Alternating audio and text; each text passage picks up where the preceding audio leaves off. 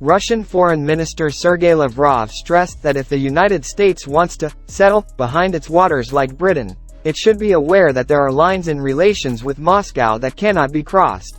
If they, the United States, want sitting behind their water again like the British, they should understand that there are lines that cannot be crossed, he said in an interview with the program, The Big Game, on the Russian Channel 1.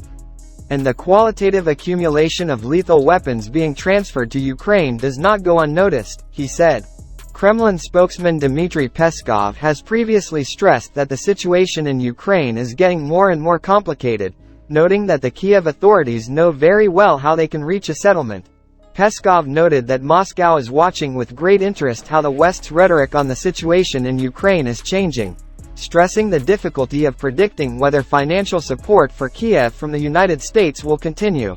We can only say now that the West, and first of all the Americans, have figured out what exactly they are spending. They spent more than $100 billion last year. How effective are these investments? Daniel Kovalik, a professor at the University of Pittsburgh, said that the United States intends to start negotiations with Russia because of the absence of any chances of a victory for Ukraine on the battlefield. Kovalik expressed his belief that Washington is worried that the Ukrainian military are deployed all over the world, noting that, in addition, the United States wants to sit down at the negotiating table because of the possible defeat in the conflict.